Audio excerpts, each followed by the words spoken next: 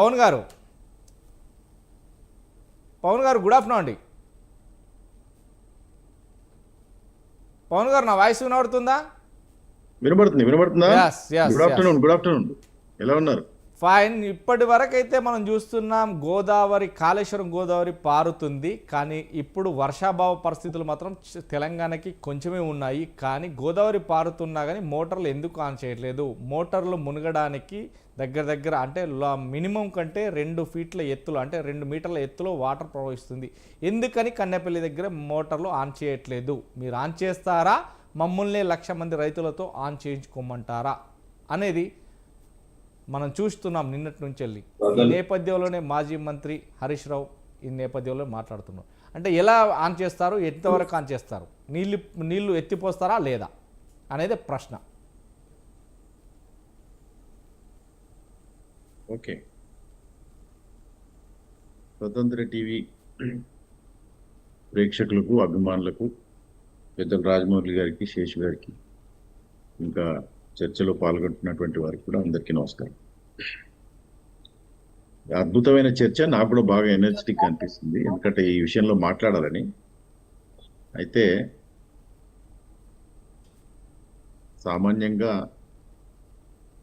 10 సంవత్సరాలు తెలంగాణను పరిపాలించినటువంటి ఈ కుటుంబం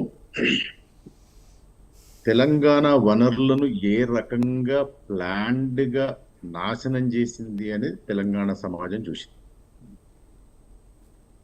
తెరాస పార్టీకి, బీఆర్ఎస్ పార్టీకి ఉన్నటువంటి గొప్పతనం ఏంటంటే, పవన్ గారు ఒక్క నిమిషం, పవన్ గారు కొంచెం వెనుకకు జరగరా, కొంచెం వెనుకాలకి.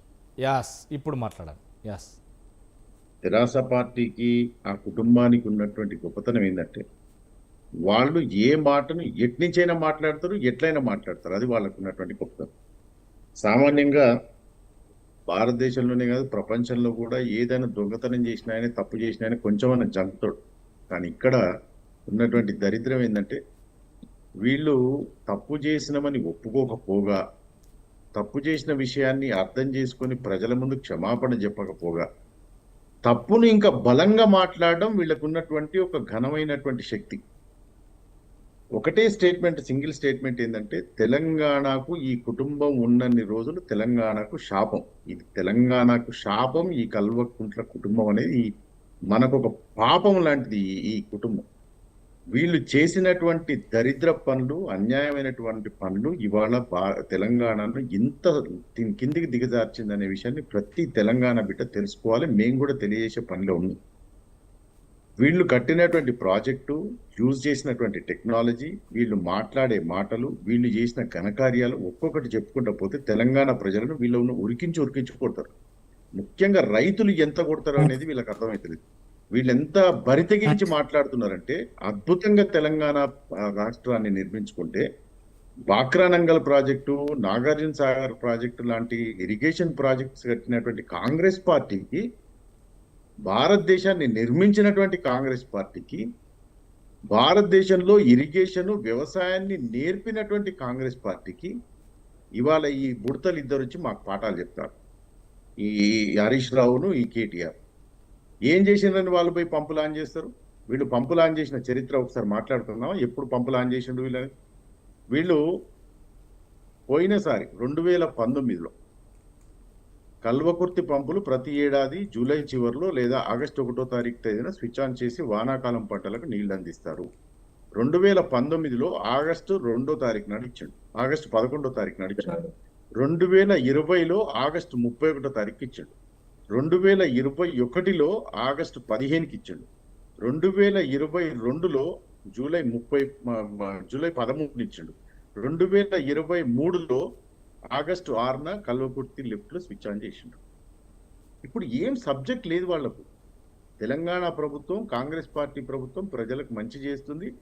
9 రోజులలో 9,000 కోట్లు వేసింది.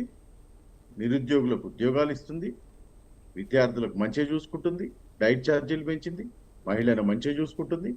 అన్ని రకాలుగా ఈ ప్రభుత్వం మంచిగా చేస్తుంది. ఏదో రకంగా బురద జల్లాలి ఈ ప్రభుత్వం మీద. చెప్పడానికి చాలా సబ్జెక్ట్ ఉంది. నేను ఓపెన్గా ఉన్నా, విమర్శలు కూడా తీసుకుంటా, ప్రాపర్ డిబేట్ చేద్దాం, అనవసరమైన మాటలు వద్దు.